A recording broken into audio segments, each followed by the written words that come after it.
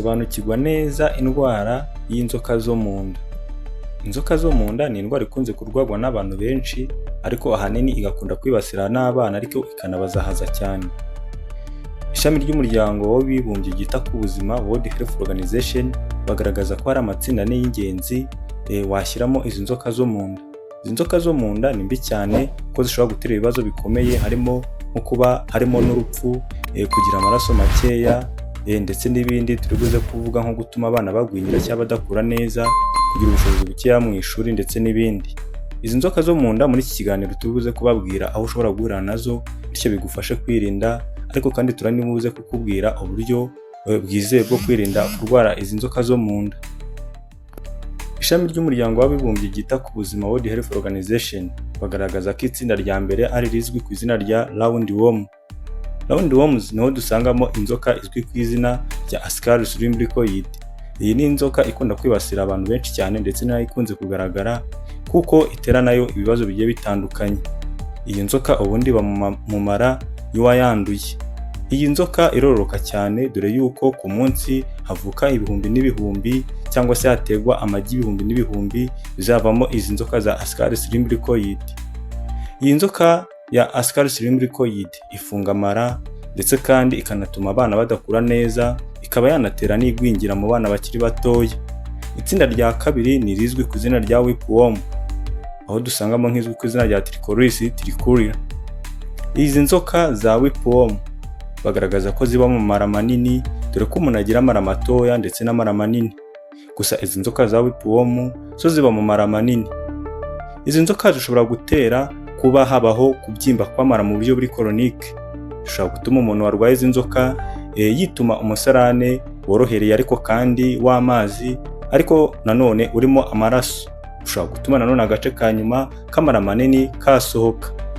Inzoka za whipworm rero birumvikana ko ari mbi, igihe rero kwituma umusarane urimo amaraso ndetse worohereye urimo n'amazi, ugomba guhita wihutira kujya kwa muganga, kuko bishobora gutera ibibazo bikomeye, biba bigaragaza ko iyi nzoka ya whipworm ishobora kuba yakwinjiye mu mubiri.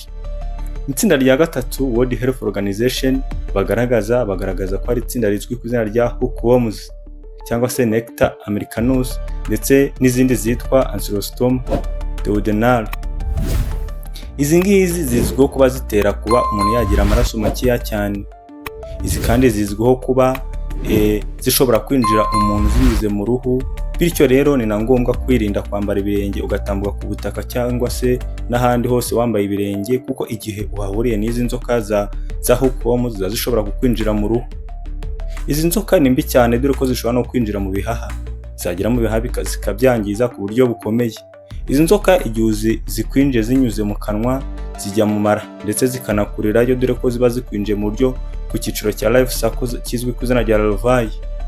Rero iyo zikuriye mu mara ziba zishobora kuzakwangiza igihe zakuze, dore yuko ariho zitangira kukuvoma amaraso, aribyo twabonye yuko zishobora kuzagutera kugira ikibazo cy'amaraso makeya. Ibi bishobora kugutera ibibazo bigiye bitandukanye, bishobora kuzengereza cyangwa se kuzahaza ubuzima bwawe. Icyiciro cya kane ishami ry'umuryango w'abibumbye ryita ku buzima World Health Organization bagaragaza ni irizwi ku izina rya strongyloids. Izi nzoka bagaragaza yuko zigira igice cy'ubuzima cyangwa se uburyo zororokamo kiri complex, nubwo zishyirwa muri izi nzoka za sexually transmitted herpes nk'uko twazifuze mu ndwara zititayeho mu buryo buhagije, zizwi ku izina rya NTDs cyangwa se Neglected Tropical Disease. Izi nzoka bagaragaza yuko zishobora gutera uburwayi buri chronique, bisobanuye yuko kuzikira bishobora kutoroha. Bagaragaza yuko bishobora gutera ama-infection y'igihe kirekire. Ndetse kandi izi nzoka zo muri iki cyiciro cya kane cya strongyloids bagaragaza ko zishobora gutera urupfu ku bantu basanzwe bafite ubudahangarwa bw'umubiri bari hasi cyangwa badakomeye, bitewe n'uko izi nzoka zitera ikizwi ku izina rya hyperinfection syndrome. Bisobanuye rero ko iri tsinda rya kane ari rimwe mu matsinda mabi cyane y'izi nzoka zo mu nda umuntu aba agomba kwirinda. Ariko se umuntu yahurira he n'izi nzoka zo mu nda? Ni hehe umuntu azandura zivuye? Umuntu yazirinda gute? Ibi byose turakomeza tubibasobanurira, ariko niba utarakora subscribe, ibuka gukanda subscribe unakande n'inzogera, dore ko bino biganiro aba ari ibiganiro bigamije mu kudufasha kumenya uko twabungabunga ubuzima bwacu. Bityo rero gukora subscribe kuri channel nk'ingiyi nyuzaho ibiganiro by'ubuzima ni igikorwa cyiza waba ukoze, dore ko akenshi ushobora gusanga waranakoze subscribe ku macano atakora n'ibintu bizima cyangwa se usanga amacano asebanya.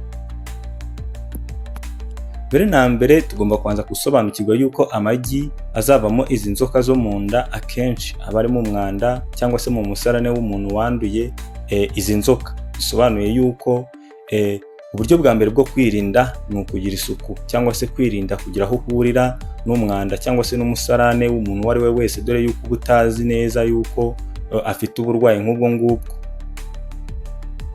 Twanabonye ko kandi hari izandura binyuze mu ruhu. Bisobanuye neza ko igihe cyose wambaye ibirenge ukaba wanyura ahantu hari umusarane w'umuntu wanduye izi nzoka cyangwa se n'ubutaka burimo izi nzoka twabonye muri rya tsinda rya kabiri zandura binyuze mu ruhu, uba ushobora rero kuba zakwinjira.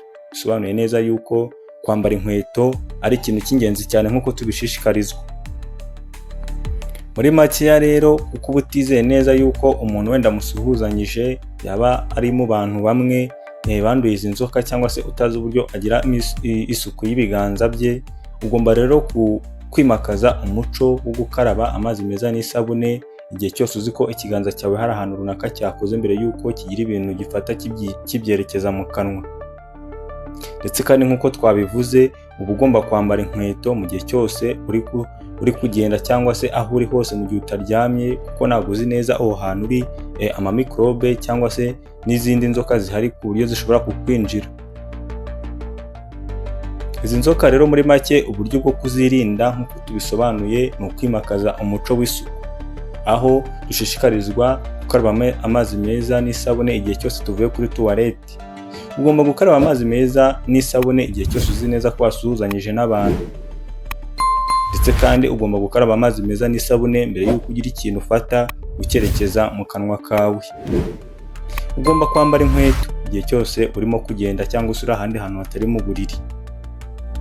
Muri makeya nibi twavuga ku nzoka zo mu nda. Mu kuzirinda ni ukwimakaza uyu muco w'isuku. Iyi ni part 1 kuri izi nzoka zo mu nda, dore ko twanazivuze mu ndwara za NTDs cyangwa se Neglected Tropical Disease. Part 2 tuzaza tubabwira ingaruka zihambaye cyane zinakomeye cyane, tuzisesengure nk'uko twagiye tuvuga zimwe mu ncamake umuntu ashobora guhuriramo nazo igihe yanduye izi ndwara cyangwa se izi nzoka zo mu nda.